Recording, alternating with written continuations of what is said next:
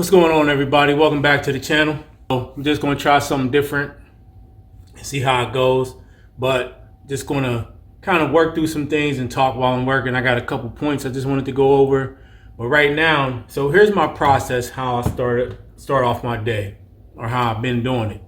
And I kind of just want to go through that and then just talk about some general stuff. So I do have to-do lists that I just print out. You get them online, right? And just kind of write down things as I go and cross them out. But my first 5 things of the day are customer service, shipping, which includes going to the post office, restocking, that's my area, envelopes, things like that after I'm done shipping, cleaning up and all of that. Making any calls to postal carriers or checking on orders that, I've been contacted by customers that have not arrived. And I'll go over what I do on that in a second. And then my 5th thing is to list. And that can be eBay listing, Amazon or Walmart.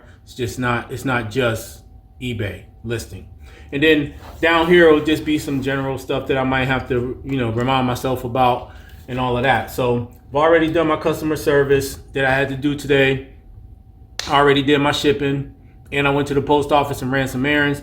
I'm back. Now I'm going to restock, put my envelopes back up. Let me just show you what's going on real quick.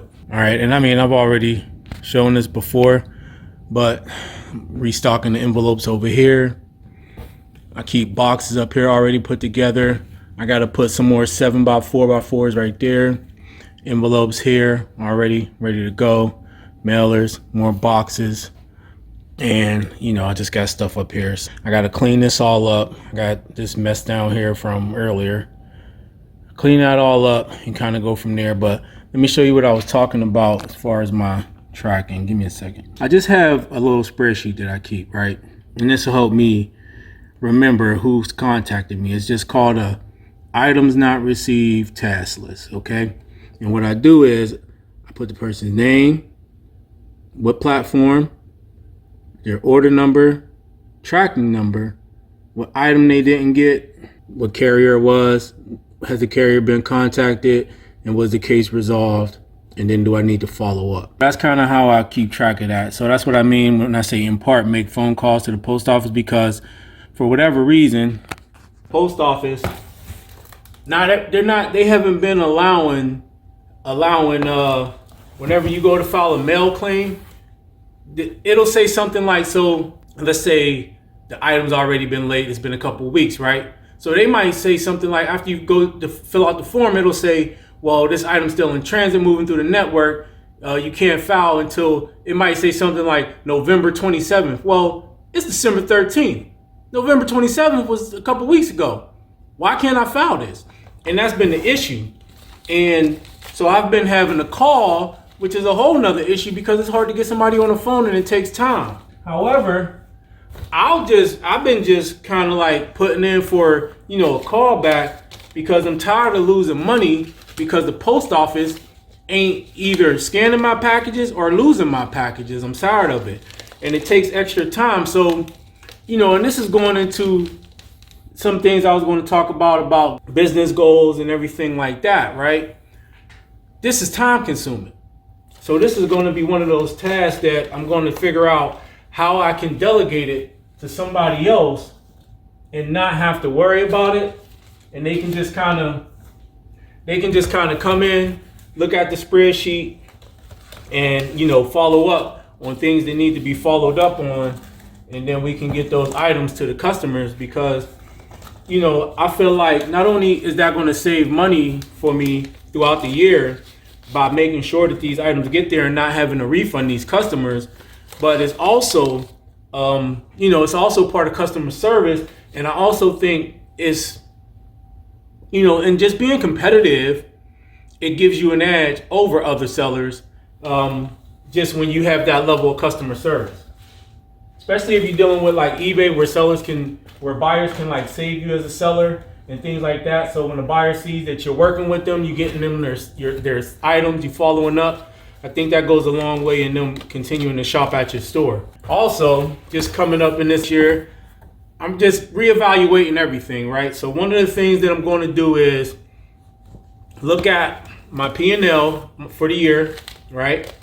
And go line by line and look at every expense that I have and ask myself a couple questions or a few questions, right? One, what is the expense? Was it worth it? If not, then I'm getting rid of it. If it is worth it, can I go to the source and renegotiate a lower price, or can I find a source that's cheaper, but not necessarily a cheaper service or product either, right? But see if I can get a discount through that present source or through a different source. I think that that's important. Some of the online tools that I use, whether it be Keepa, Inventory Lab, things like that, you really kind of stuck with the price because you need those tools. And so the price is the price on those types of things. But, or for instance, the rent here. Yeah, I could look around for other stuff, but this is just like the perfect situation for me. So I'm just going to be stuck with this expense for now as well. But there's some other expenses that I can probably figure out, either cut, probably get cheaper, supply-wise. If I have to spend more money up front to get these supplies cheaper, that's what I'm going to do. So I'm going to be going through that. I know my supply expense is very high. My two top expenses, of course, are cost of goods and shipping. Cost of goods and shipping, two top expenses, man. And yeah, you can do some things to help your cost of goods for sure. Shipping, you really can't do a whole lot about. You can kind of finagle that a little bit, but at the end of the day, you ain't negotiating. I ain't big enough to be negotiating rates with the Postal Service, so that's that. So that's where you got your controllables and your non-controllables. You can control your shipping rates to an extent, finagle some things when you ship things out, but for the most part, it is what it is. Cost of goods, you can control that to an extent, depending on what you're selling, and where you're sourcing out. You definitely got some control over your cost of goods for sure. So that would be a controllable expense as well. Fixed expenses would be things like this rent, my accountant, who I'm even going to talk to him and see if there's a way we can negotiate a lower rate there. I don't know. I mean, my business doesn't require as much time as some others, so maybe not. You never know unless you ask, right? But definitely supplies. I want to find different suppliers, and even if, like I said, if I got to buy more up front, I'll buy more up front, get a cheaper rate. The other thing would be platform. So for me, I started selling on Walmart. I got almost 1,300 items sold on that platform in the last couple months, and probably, I don't know, close to $10,000 in sales. So that was a really good thing that I needed. Going forward in this year, my goal is to, of course I'm increasing my sales goal, but I'm going to be focusing more on Walmart and Amazon. And Walmart still got too many hiccups for me to put that over Amazon right now, even though the sales are good. So, Amazon is Amazon, and they kind of got the game on lock right now. But those two are going to be my primary focus, and then eBay is going to be third place as far as that goes, just because of the time and the sales thing going on there, So it'll be Amazon, Walmart, and eBay, and that's it for now. I thought about whether or not I should get my own website going up, but I'm gonna just focus on this for now. I think that you, as a reseller, as a business person, if you haven't already, if you're just focusing on one platform, or unless you're doing like super good, man, I don't know. But either way, it comes down to also a liability aspect, right? Where you don't want the bulk of your revenue to be contingent on one platform, unless maybe that was your own website. But if the bulk of your revenue is just on eBay or just on Walmart or just on Amazon, then I think you should really consider diversifying that revenue. Maybe you might say, hey, I'm gonna do, 30% of my 40% of my revenue on Amazon, 30% on Walmart, and the rest on eBay. Or you can kind of play with those numbers and figure that part out. But you should definitely ask yourself, because you gotta think, if something happened, and recently Amazon made it to where they're giving you a chance as far as your account getting suspended now. I also think that's good because, that kind of alleviates those dirty sellers too that try to get you knocked off, right? Because now they can't just make one false claim or two and you get suspended ASAP, right? They can't do that no more. So if you got a good an account that's in good standing, Amazon give you a chance to work that out. But you don't want to be in a situation where, boom, your main platform get cut off. Now, yeah, you might be able to pivot and recover, but how long is that going to take, right? How long is that going to take? If you got it split up to where you got 40 here, 30 here, and 30 here percent-wise of revenue, what's that, 40, 70, that's 100, right? 40, 30, and 30. Well, then let's just say the platform that's providing 40% of your revenue gets, shut down. All right, forget about whether you get it back or not. It's shut down. So now 40% of your revenue is gone. Now the question is, how fast can you pivot and recover from that, right? Now, if that platform was 100% of your revenue, yeah, you can pivot and recover, but how long will it take? If you got two other platforms that represent 60% of that revenue, well, now you can pivot pretty quickly and recover pretty quickly while you work on getting that back. And if one of the platforms that represent a lower amount of revenue gets shut off, well, then that's really not that big of an issue. And so that's one of the things that I consider when I'm putting together my SWOT, which is strengths, weaknesses, opportunities, and threats. So when I'm doing that, and I'm thinking about what the threats are to my business, that's definitely one of them. And then when I think of those threats, how can I, alleviate some of those threats, or just kind of like offset, if something was to go wrong, how can I, kind of like make it to where it's not as bad, right? And then that's another thing. If you have not done a SWOT analysis on your business, then you really need to do one, even if it's just like a small one. If it's not maybe that detailed, you just need to do at least a basic one, man. What are the strengths of your business? What are your weaknesses? What are your opportunities? And what are your threats? I'm reevaluating every aspect of my business.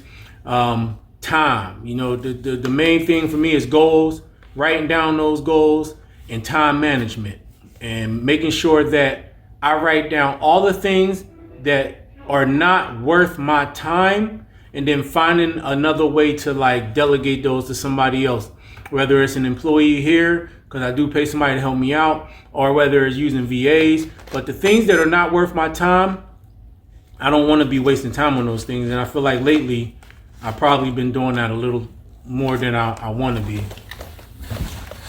I want to focus on the things that are going to grow my business, the things that are going to generate revenue. I don't want to focus on the mundane daily tasks. I mean, that's all good and well when you first start out, right? But after a while, that ain't going to fly. My revenue goal for 2023 is going to be $300,000 in sales. And I already know, just looking at some of the things I'm dealing with now, that I'm not ready to deal with that type of capacity. As far as like sales, I'm gonna have a lot of problems. And I'm gonna be spending a lot of time doing a lot of things that I don't want to do. So,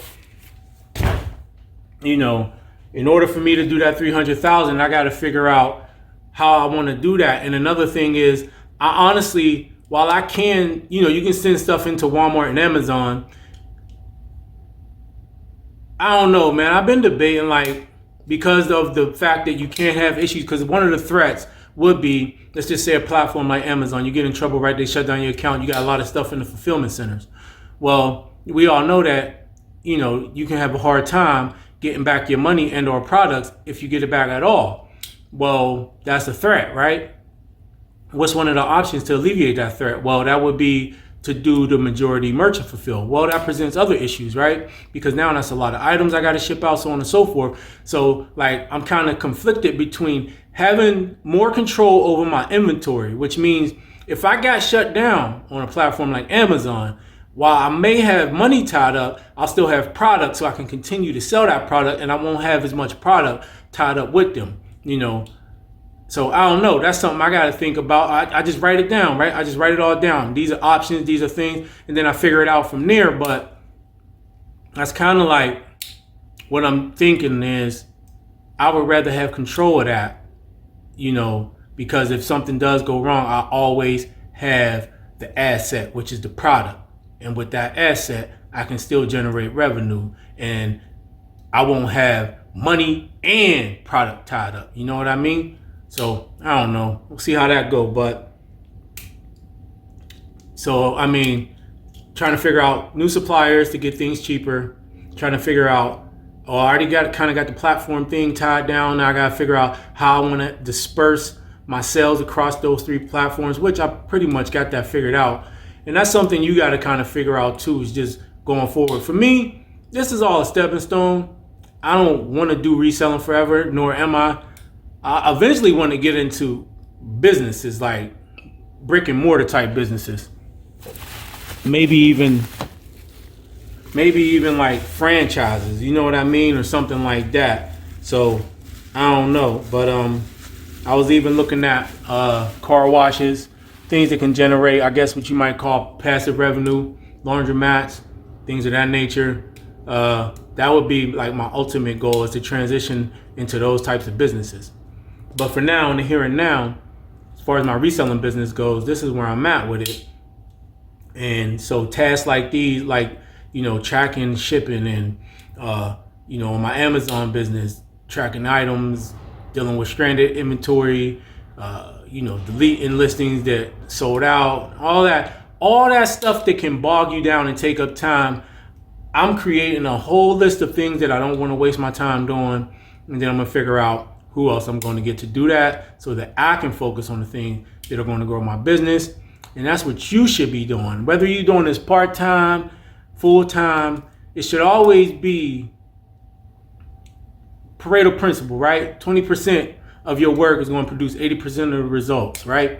You want to focus on the 20%. You want to put your time and energy into that 20%, not the 80%, man. You don't want to put in, because that 20% is what's going to grow your business, and then you can get somebody else to deal with all the other stuff, right? And so that's kind of where I'm going with that. But I don't know. Let me know what you think. Let me know where you going as far as like what direction you trying to go in this year with your business. Look, if you have not started selling on another platform like Amazon, Walmart, if you're just selling on eBay, that's why I don't really like doing just eBay videos right now, because that's just like, eBay ain't something that honestly I'm trying to build. While it is going to be a part of my business for the foreseeable future, I feel like to grow this business, I'm gonna have to get past that. You know what I mean? And if you haven't gone past eBay, don't be afraid, man. Don't be afraid. If you got any questions about Walmart, selling on Walmart, let me know. If I need to make a video about it, I'll make a video and answer those questions. If you haven't got started on Amazon, get started on Amazon. They are making it, better for sellers as far as like keeping your account in good standing. And you just got to kind of go and there's all types of info out there. There's all types of groups, all type of people to learn from. But don't let fear hold you back, because you could be missing out on a lot. So do me a favor. Make sure you hit that like button. Make sure you subscribe to the channel and hit that notification bell so that you're notified next time I upload another video.